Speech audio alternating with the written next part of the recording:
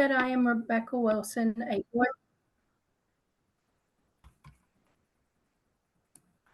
Good evening, everyone. My name is Rebecca Wilson, as Dee said, and welcome to the webinar, Changing Approaches to Colonial Archaeology in Delaware.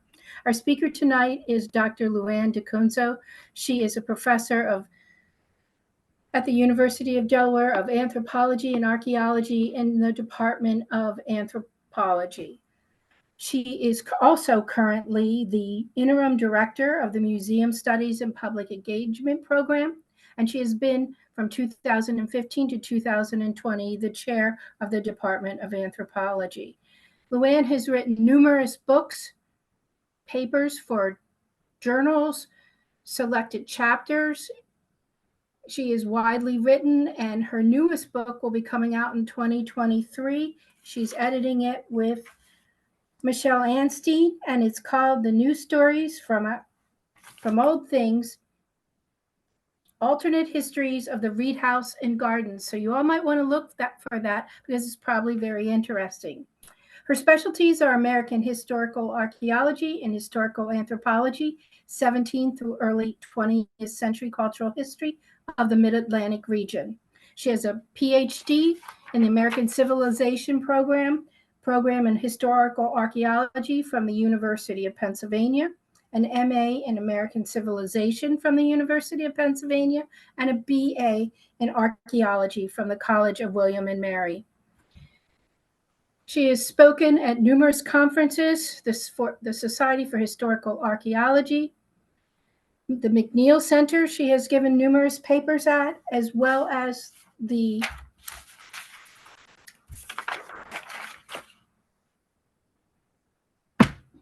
I'm sorry, everyone. The New Sweden History Conference, which she has often given numerous papers for. With that, I will introduce Ann to you. Thanks, Rebecca. Thank you, everyone.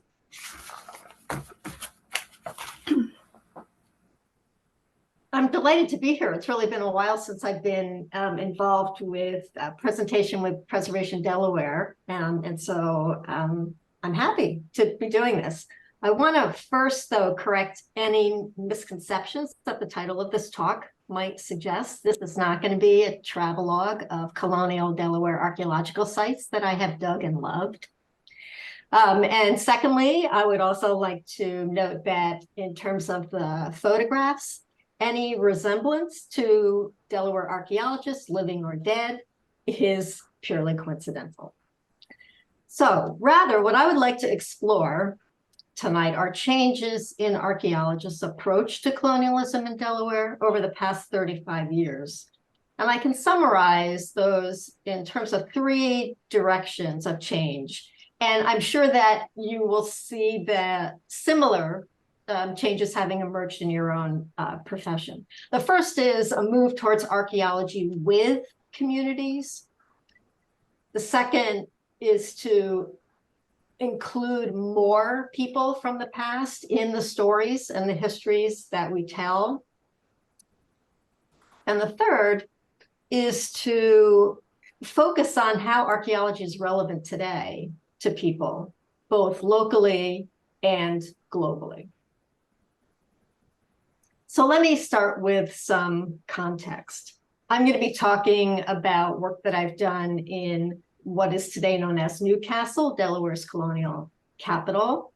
In the mid-90s, I started working at the Reed House and Gardens there, and we were trying to address several things in this project, which was intended to train students from the university as well as accomplish these other goals.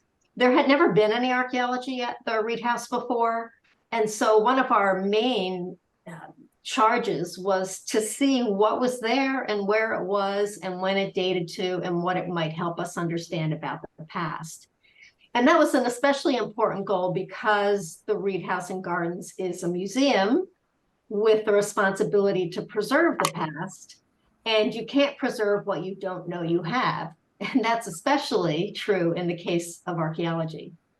We hoped also along the way that we would be generating data that would be useful to learn more about the history of the property and of Newcastle, to create a plan for the organization, and to contribute to the Historical Society and Newcastle in general's public engagement programming, in particular to develop public archaeology program.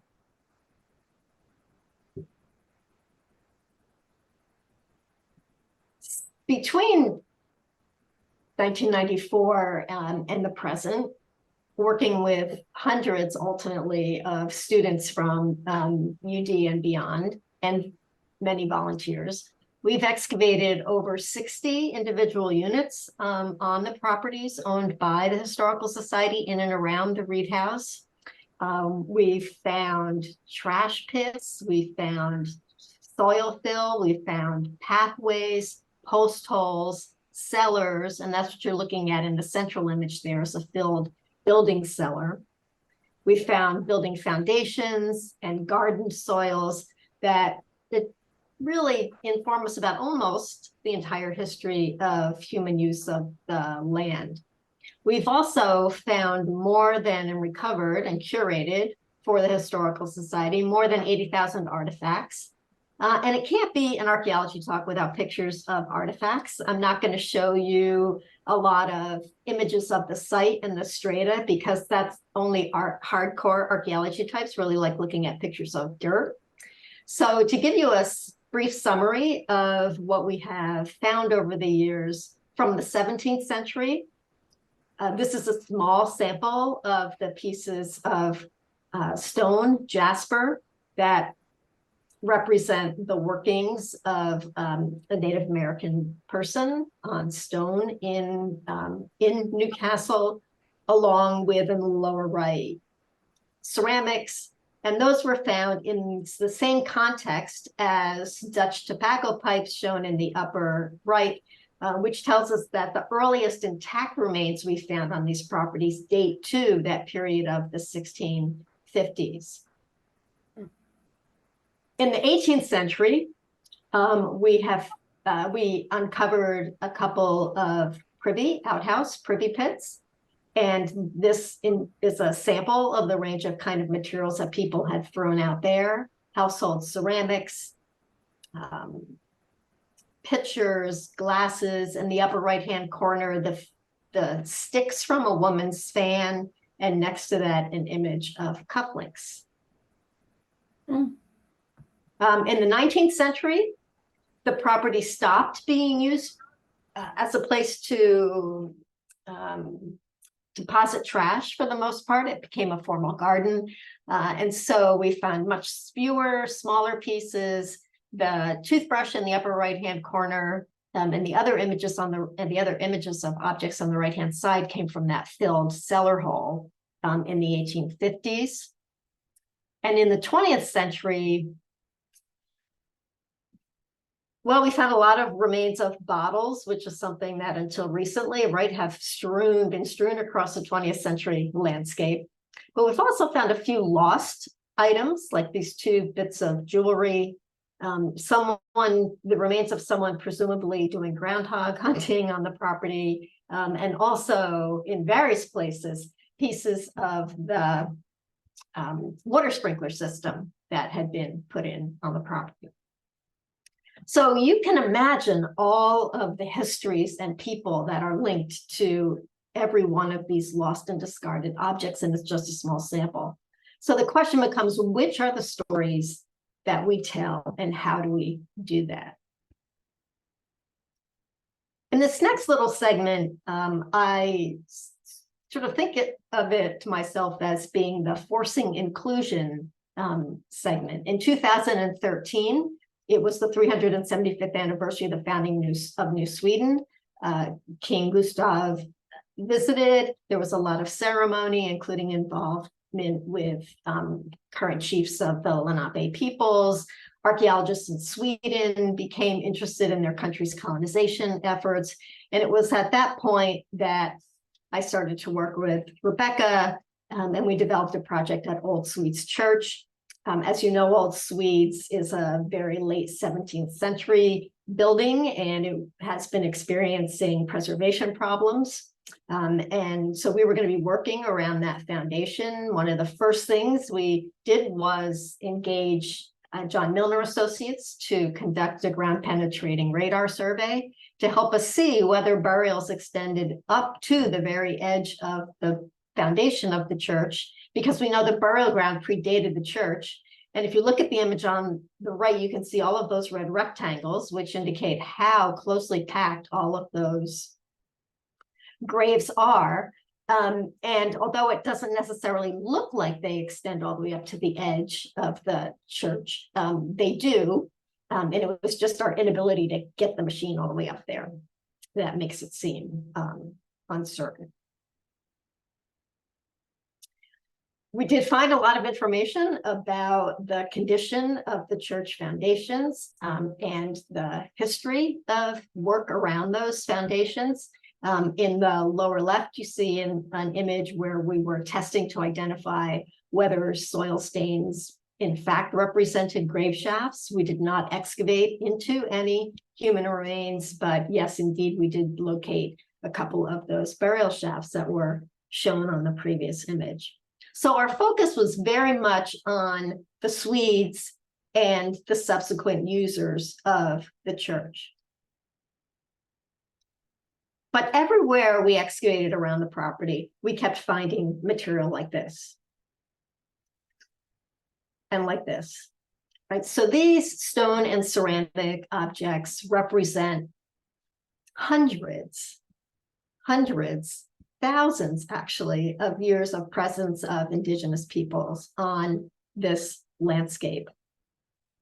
And they really remind us of the longevity of the connection to and use of this land by them. So circling back then to Newcastle, where I've been working for some time, I want to try and show you how, from my perspective, some of these changes in our approaches are playing out. And hopefully at the end, we can maybe discuss some of the challenges as well.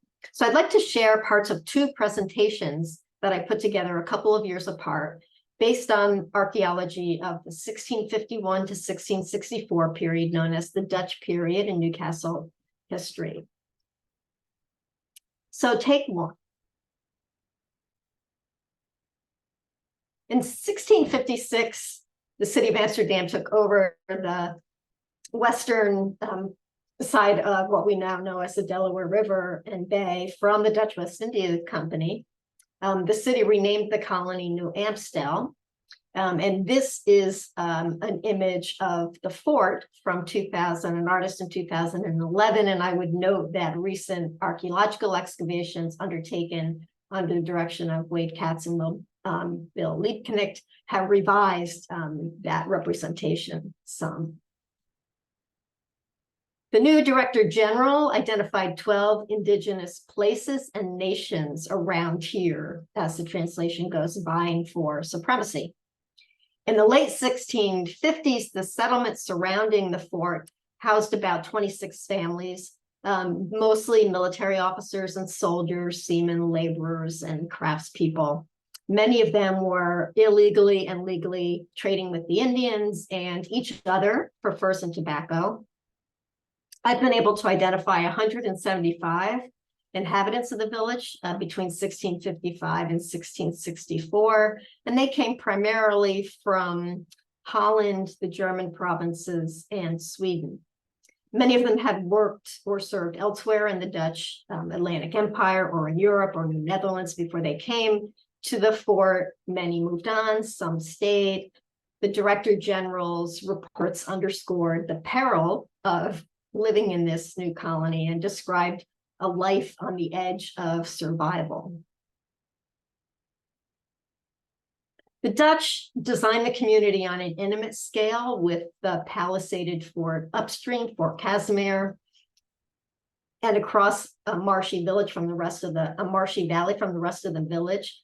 There were two rows initially established of roughly 60 by 300 foot properties that extended along the riverbank and inland, and by the late 1650s, the administration had granted at least 46 of these lots, forming a settlement that extended about a third of a mile along the waterfront and a quarter mile inland. You can see the location of the church and burial ground, and of the mart or market square. Within the small community, the Lenape guide and translator, Alexander Boer, the smith, and a liquor dealer inhabited the wood's edge at the settlement's border, diagonally opposite the riverfront fort. And they're going to be players in the story as we go along. That's in the kind of B7, B8, D1, D2 properties. Boundaries are created to exclude people, isolate them, contain them, distance people from each other. And here, the impulse is to create boundaries separating the colonists and the Indians, countered those for them to try and share and cohabit this space in an effort to control trade. Except around the fort, there are no substantive palisades. The woods and river marked the community border. Indians moved knowledgeably and comfortably throughout and around the village in homes and inns, disrupting the Dutch administrators and their own leaders' efforts to regulate their encounters and exchanges. The administrators tried to regulate the colonist movements outside the community and the Indians' movements inside it. The Indians wanted alcohol, and for profit, companionship, the settlers complied. They sold alcohol to the Indians, they bought alcohol from each other, and they often drank with the Indians. But for everybody, the acts of distancing and mutual surveillance of differentness subverted the intimacy of sharing and the conviviality of sharing. Liquor also provoked acts of physical, sexual intimacy and violence.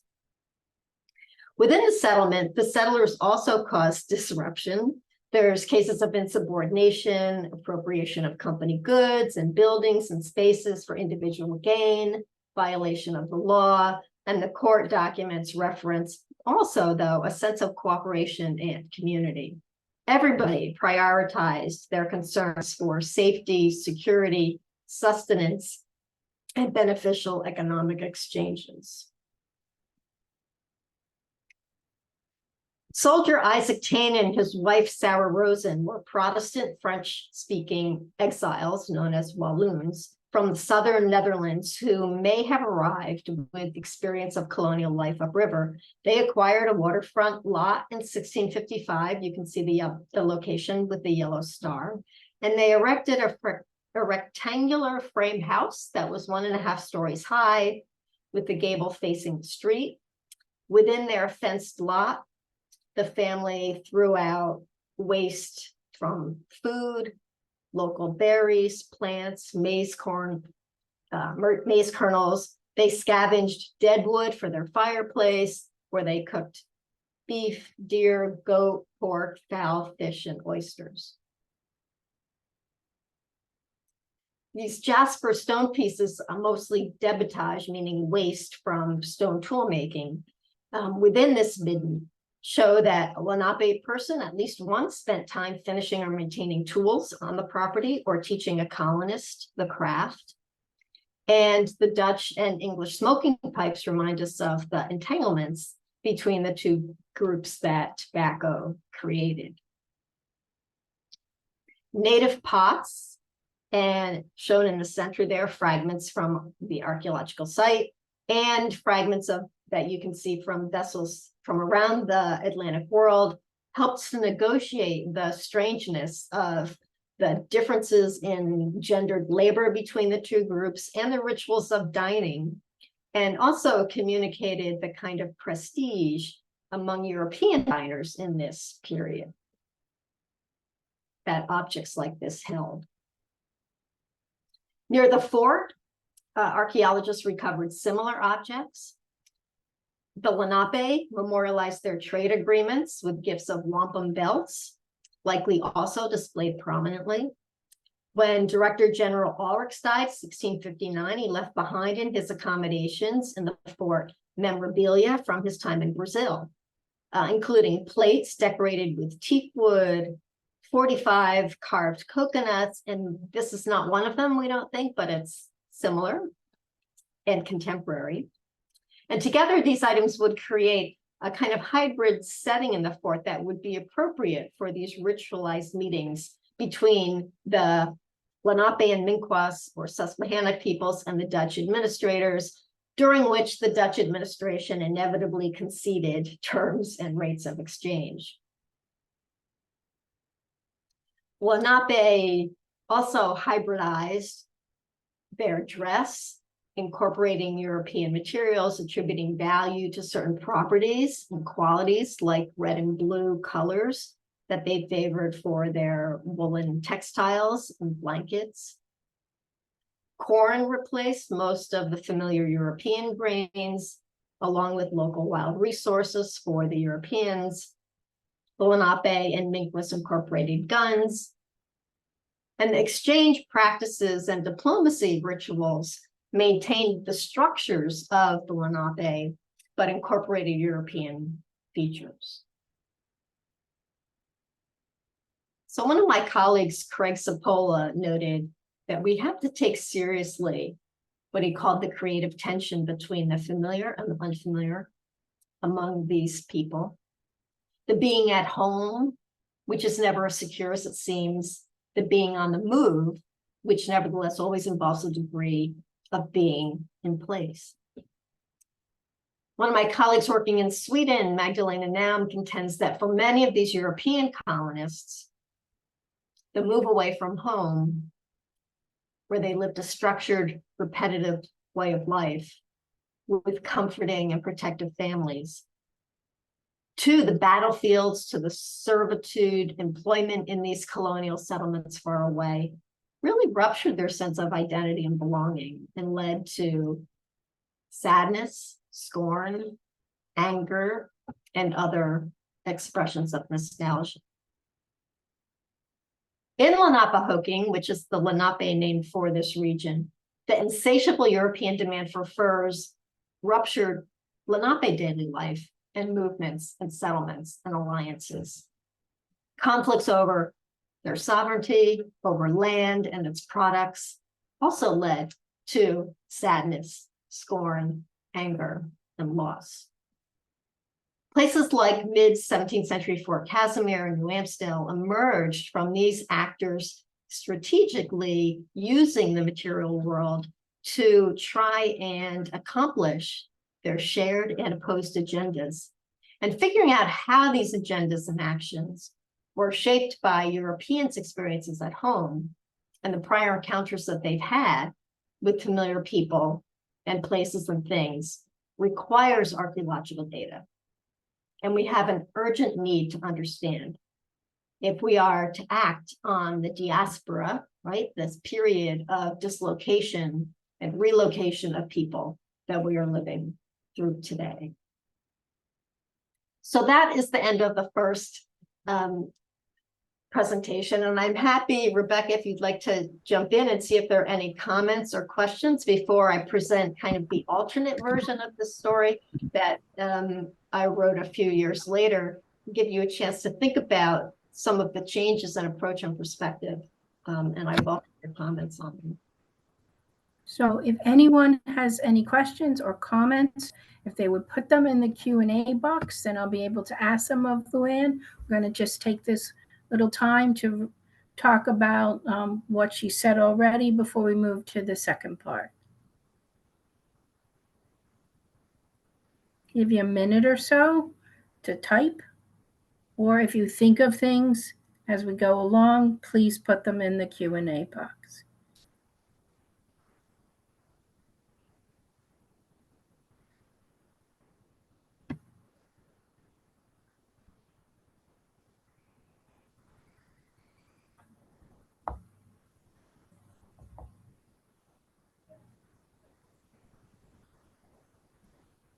You want to go ahead and start on your second one, Luann? Sure. Okay, here's take two.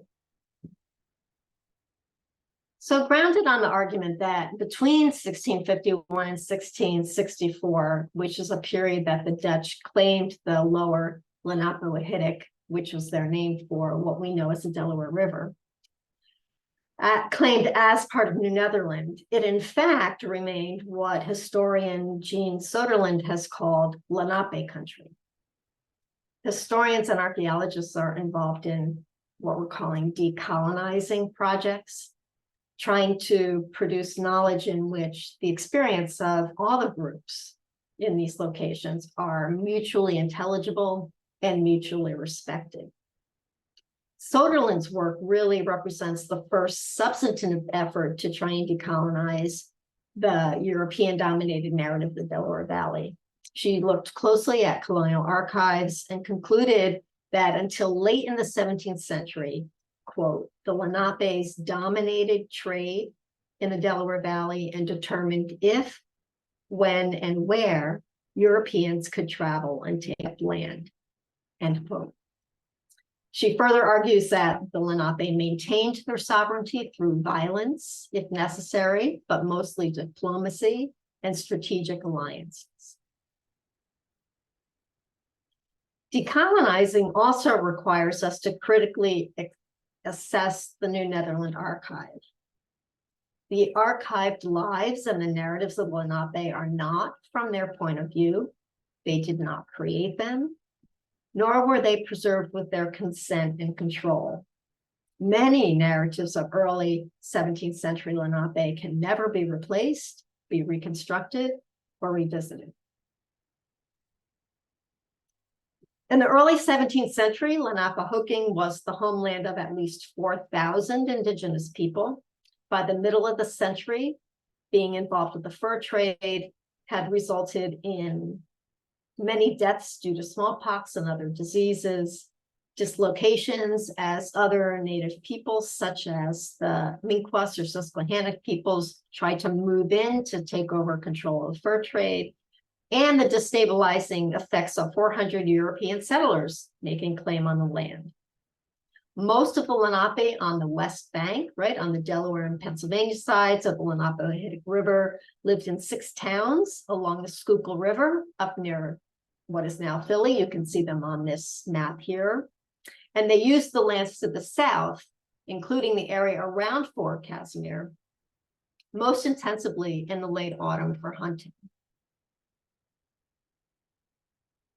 So into this setting, the West Indies Company inserted Fort Casimir near the southern boundary of New Netherland.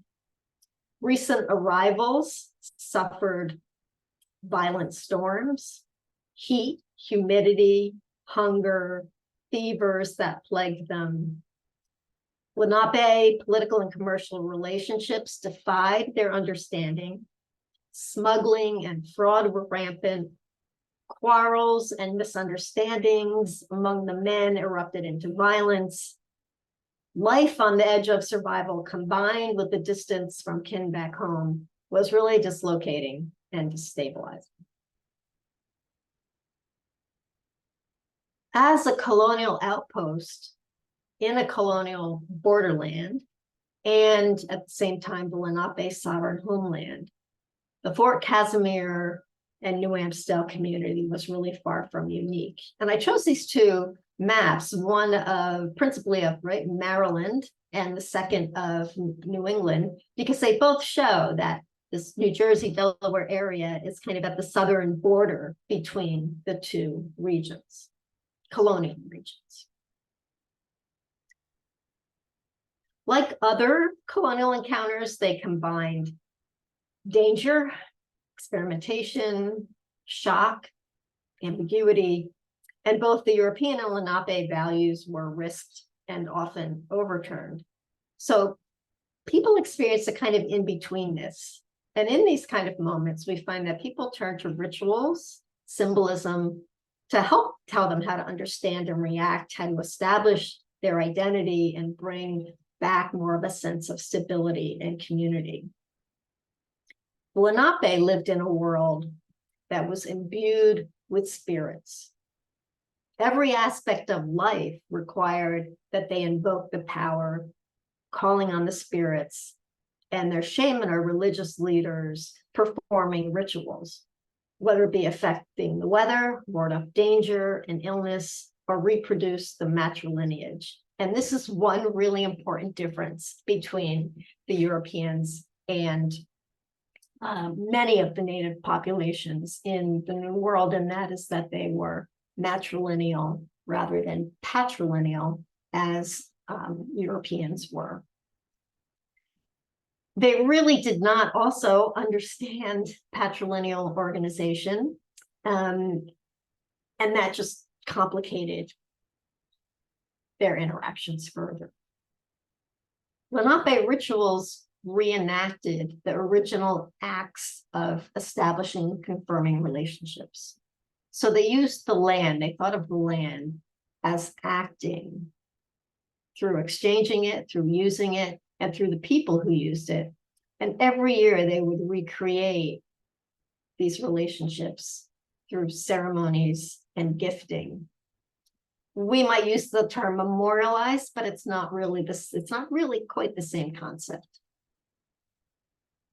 So in July of 1651, several Lenape sachems, including Matterhorn and Acquahorn and Sinquis, Paminaca, Metatsement, who represented communities that held this territory for their people's sustenance, and other sachems involved in trading partnerships with the Dutch, met Peter Stuyvesant, shown on the left here, at Tamakon, which was the Lenape name, one of the Lenape names for what we now know as Newcastle.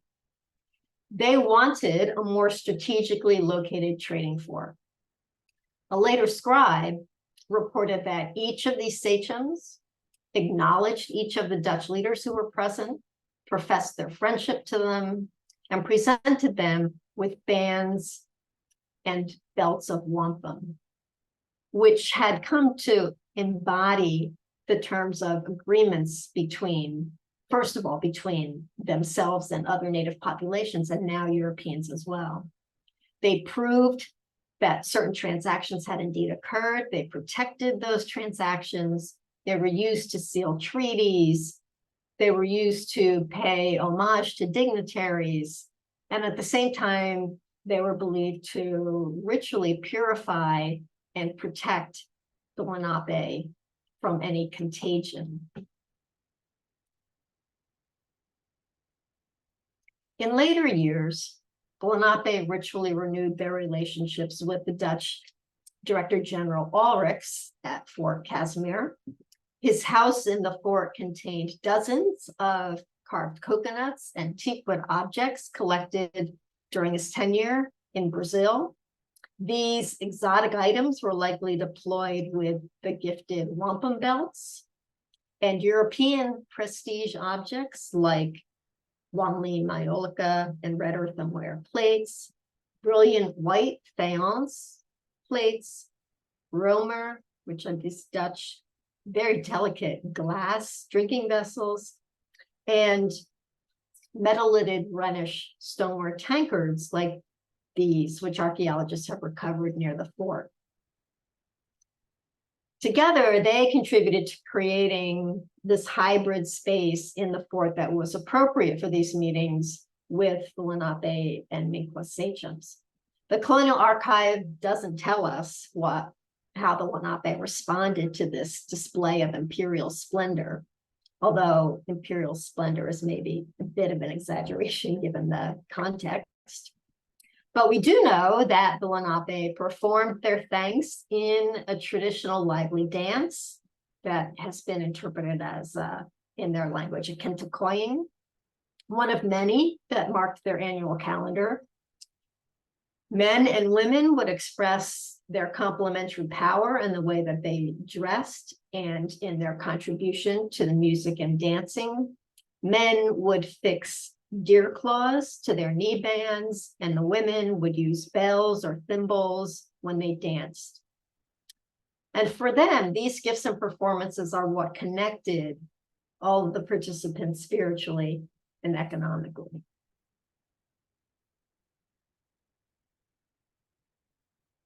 Through these rituals and everyday interactions, the Lenape controlled how people moved in and through and around the fledgling Fort Casimir community.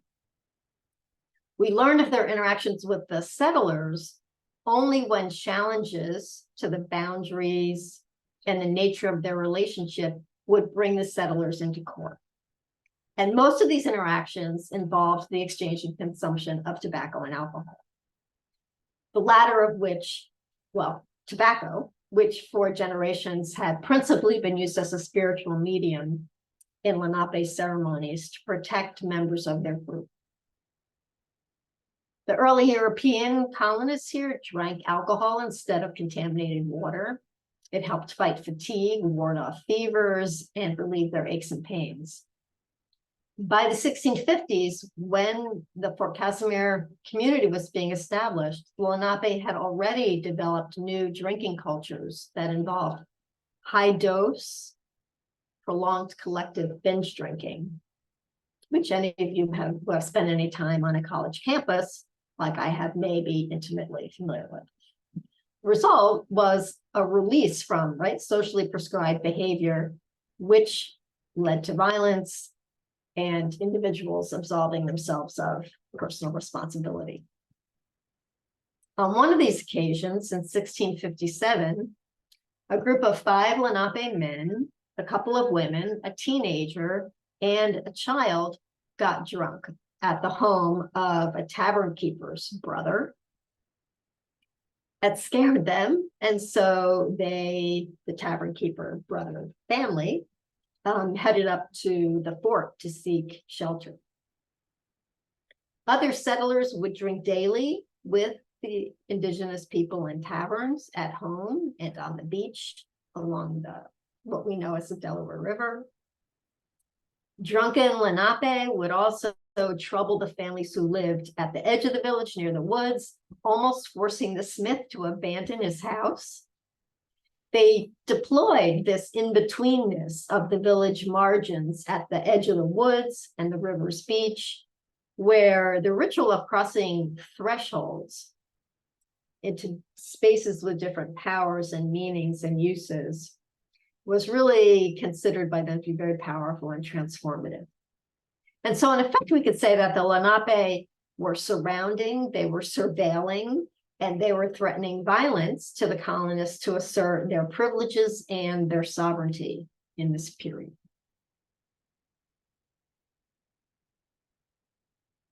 So Jan Becker and his neighbor at the wood's edge, the Lenape, well, the European translator and guide of Lenape, for the Lenape, Alexander Boyer, offer us some additional examples. Becker sold brandy to the soldiers.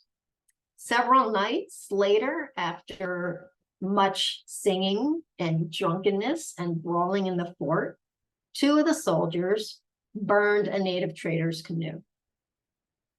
The canoe's owner threatened to burn Becker's house down or shoot his livestock.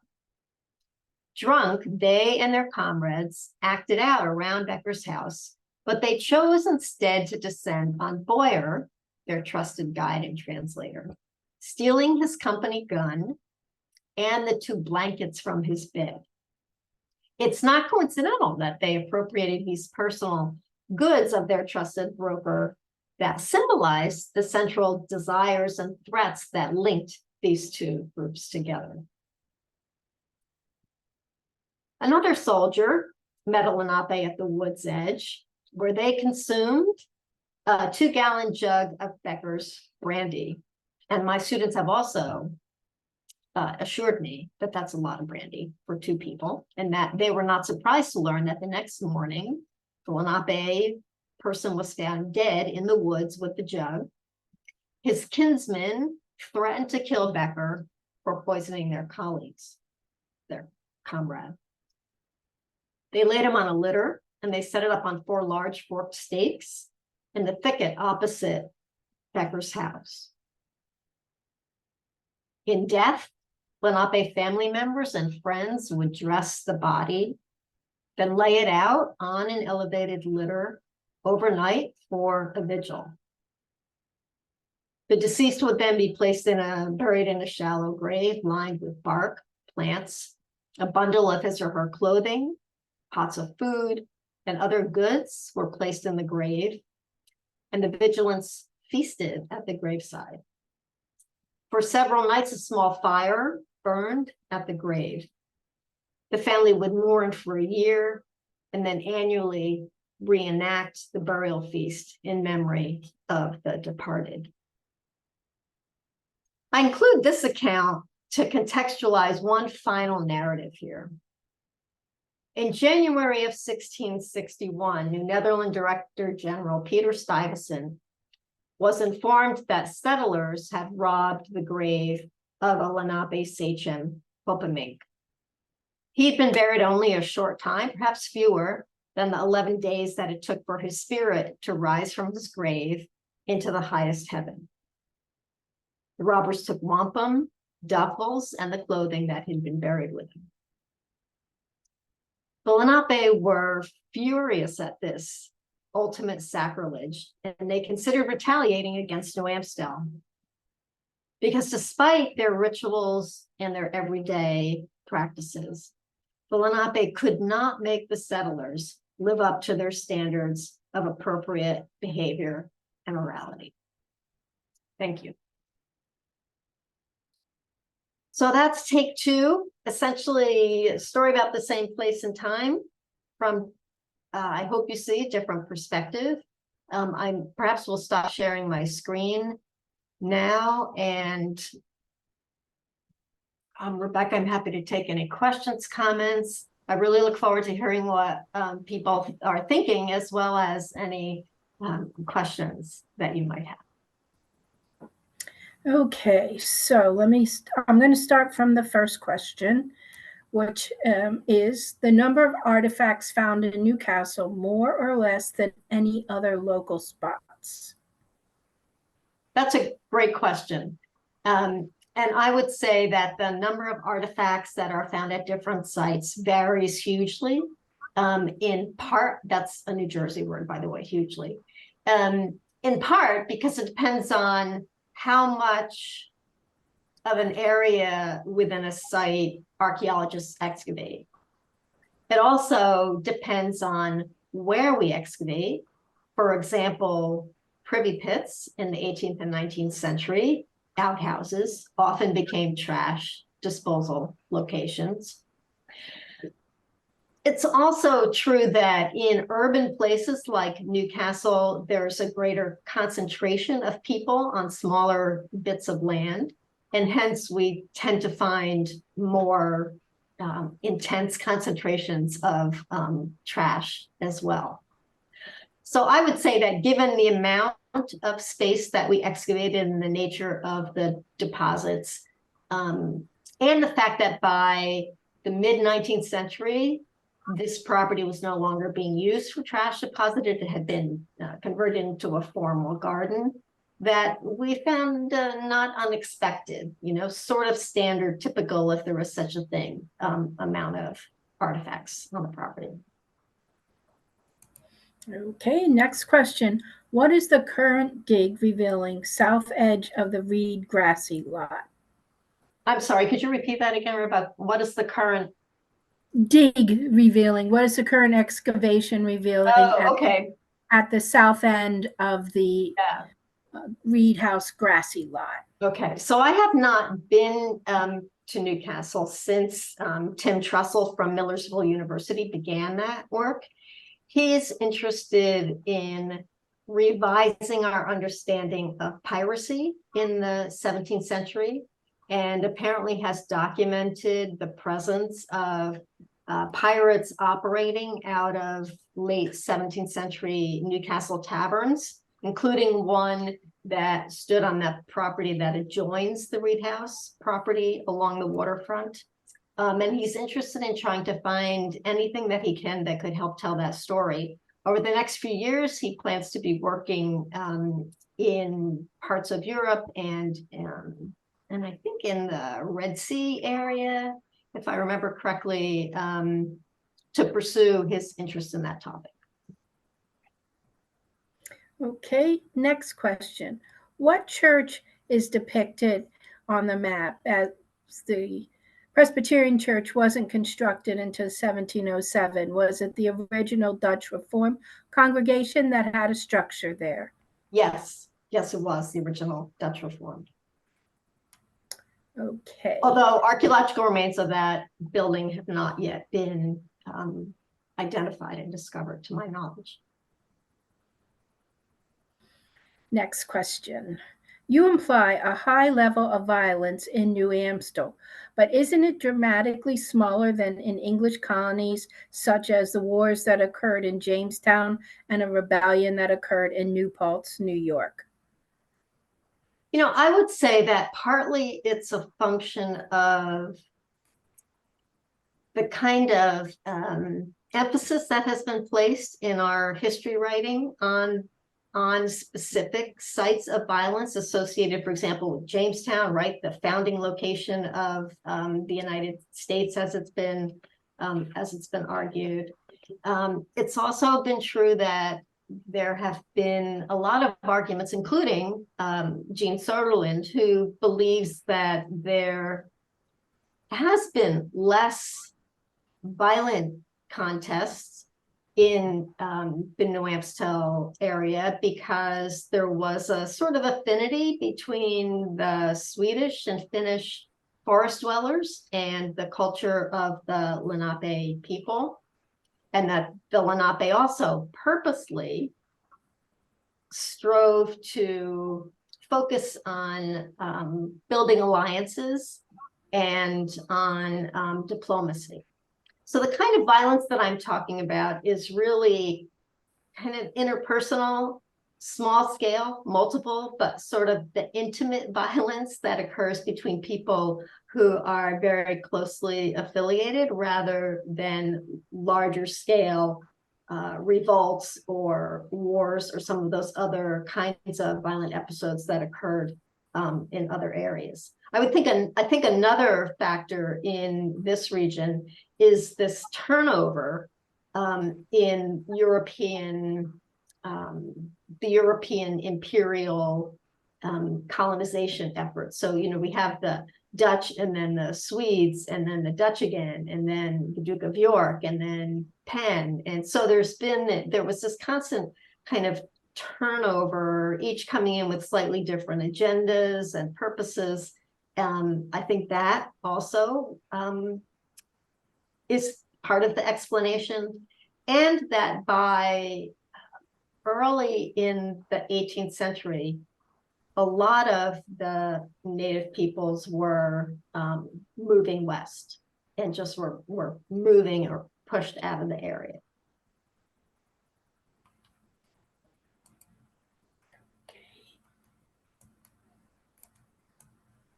Next question.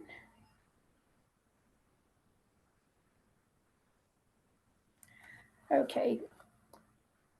Will the fort ever be recreated, even in part? What remains to be dug there? Okay, I can speak a little bit to the fort. I have assisted in some of the excavations there, but I have not been responsible for them. To my knowledge, there are no plans to reconstruct the fort. Very little of it has survived archaeologically.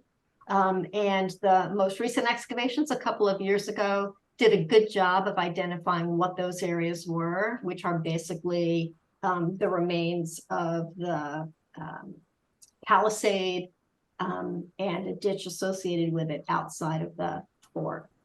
Much of the internal structure of the fort was on what is known as Bull Hill, which was a hill that was leveled in the 18th century, and most of the archaeological evidence of the fort, we understand, is gone.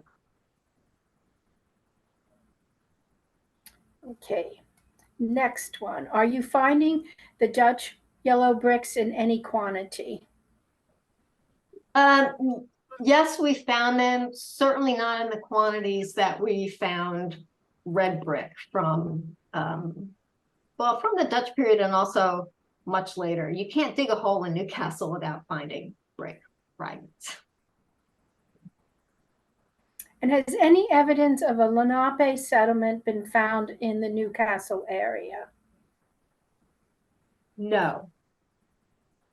One of the things that's really interesting is that there there has not been much success on archaeologists' part in identifying early colonial period Lenape settlements for a variety of reasons.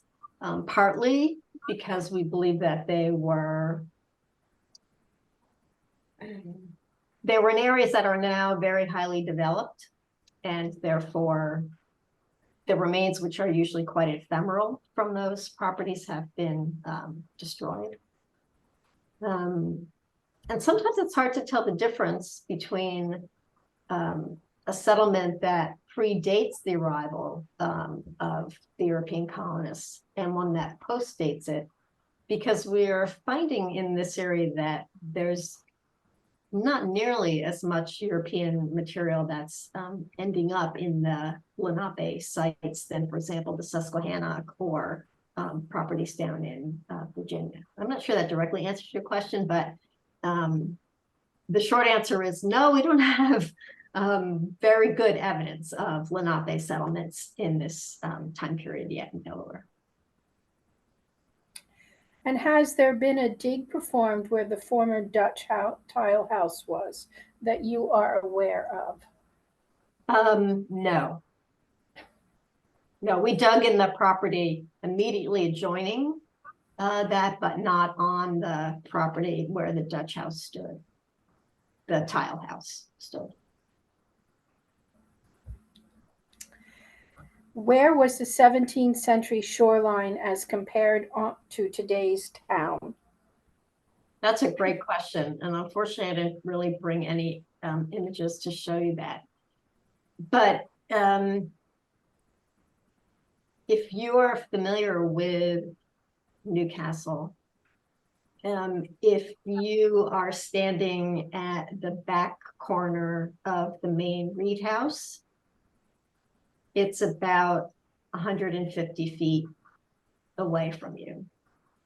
So it's about even with where the houses on the riverside of the Strand are currently located. And there was a sharp dip there, and all, at least in the area around the Reed House, and all of that area is landfill, beginning in the 17th and early 18th century and extending through into the early 20th century, and obviously continuing today.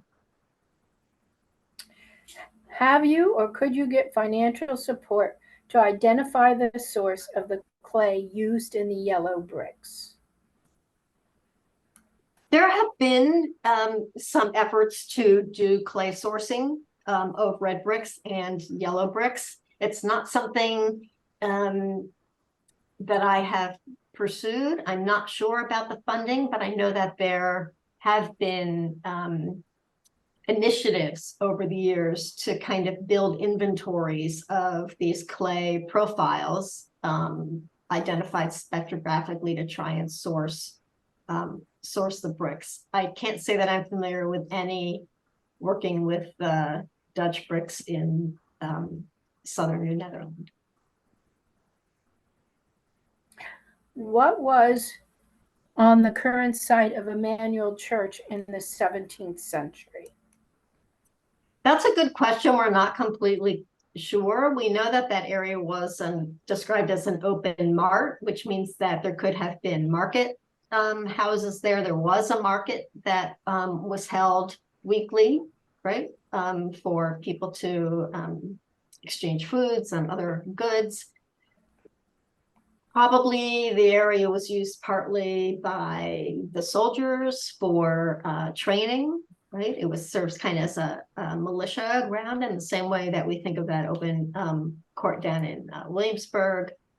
And there's some evidence that by later in the 17th century, the 1670s, when the original Fort Casimir was kind of in ruins, that the English built a new blockhouse, smaller fortification, perhaps somewhere in the area where the church is now. There has been excavations inside the church, and they uncovered some evidence of 17th century activity, but I don't remember that they could say for sure that's where that blockhouse was located. Okay, at the moment, I don't have any more questions. Oh, wait a minute. One more. Have you found anything definitely Swedish? No, not in Newcastle and not at Old Swedes Church, did we, Rebecca? No, we didn't find anything Swedish. The one image that you may have remembered from earlier in my talk where there were all those faces, one of those images was a medallion of King Gustav, and that was actually recovered at St. Mary's City in Maryland, where in the 17th century, the Swedes were also actively engaged in trading. So we're still looking, you know, there have been times in the past where we've argued the 17th century didn't happen in Delaware because we find, you know, so little evidence of the native populations in that time period. We haven't found Swedish occupation sites. We just haven't found a lot of it. A lot of it's buried under Wilmington and the extensive developments along there and along the Delaware waterfront. Do you happen to know if there were any excavations done in Pennsylvania, such as around the Morton homestead or anything? Has the state or the museum divisions done anything there?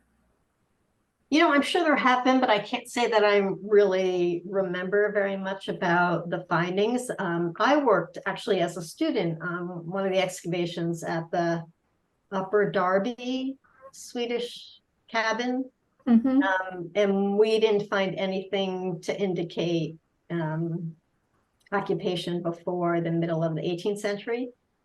In a previous life, I was also the director at Ballsington in Lower Bucks County, where there is a preserved log cabin. And we had excavations undertaken there, and also didn't find anything to indicate that the building predated the early 18th century, or mid 18th century in that case. We know, for example, in northern Delaware from tax records from the 1798 direct tax, that something like 85% of the buildings on the Delaware landscape at that time were log buildings. So it was a building tradition that continued, you know, well into the early 19th century, at least in this region. And it makes it really tough to kind of dispel ideas that all of these log cabins date from the earliest Swedish presence on the land. Okay. Were you involved in any digs on Bombay Hook Preserve? Yeah, one of the first projects that I got involved with when I was at the university, and it was at the location of the lighthouse on Bombay Hook, which at the time was being threatened to be washed away into the river. And we undertook testing there and learned a little bit about the life of the lighthouse keepers. I suspect, although I haven't been back there, perhaps whoever is asking that question knows better than I, that that entire remains of that lighthouse complex are completely eroded away now. The Rive's-Hold House State, surely not so early as it is said? I can't answer that question. I really don't know anything about the details of the history of that house. Sorry. Okay, so we have a couple of things people have said. Thank you. It has been informative and fascinating. And thank you for your talk. Very interesting. The inclusion of Native American descriptions in the historic narrative is quite necessary. Now let me see if any more have just come in. No, that is all I have at the moment. Are there any more? Get back out. Says there are 18. Let me make sure I have them all. Nope. Okay. I have asked them all. All right. Well, I want to thank everyone for coming tonight and for your good questions. I think you know where to reach me by email at the University of Delaware in the anthropology department. So please feel free to follow up if there's anything you'd like to talk about further or if you have any additional questions. Thank you. Thank you, Luann. And I just want to mention that our annual conference is coming up in October. It's the 26th and 27th. So be on the lookout for on our website where we will be looking at a variety of these types of talks, some more anthropology, archaeology, as well as a number of other things. So thank you for joining us and keep looking out for new webinars that will be coming as well. Dee? I'll just add my thanks to everyone and thank you, Luann, especially. It was very informative and interesting. So thank you. And we hope to have you back again with more research and hope to see you again soon. So thanks, everyone. Have a great night. Good night. Take Bye. care.